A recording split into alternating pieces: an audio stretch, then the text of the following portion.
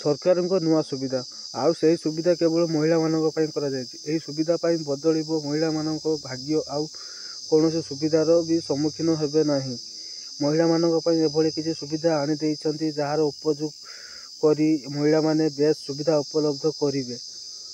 तेबे सरकार महिला मानक पई करिथिबा सेही नुआ नियमटी कौन या संपर्क रे आ डेरी न करी आसंतु जानिबा संपूर्ण भाबरे।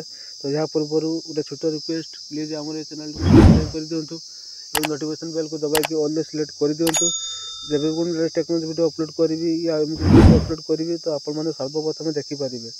तो चलतु सूचना अनुसार सरकार महिला मानक पई मागणा बस सेवा जारी कर मागणा बस सुविधा महिला मानक केवल सरकार बस रे मिलिबो। सरकार बस रे महिला माने जुआड़े जिबे ताहा मागणा।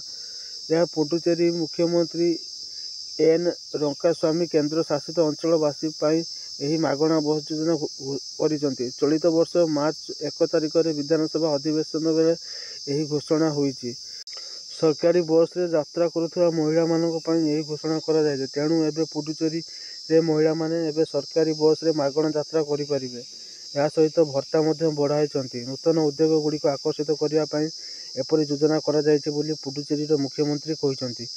मार्च 13 तारिख रे पुडुचेरी मुख्यमंत्री 11,600 कोटी टंकार बजेट उपस्थापन करथिले।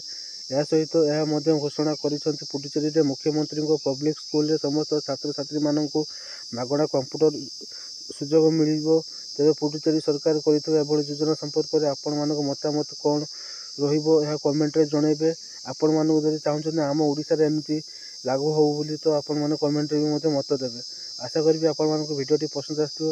वीडियो को लाइक करिवे, चैनल को सब्सक्राइब करिवे। तो पुन देखा बा नया वीडियो रे। रहउछि धन्यवाद।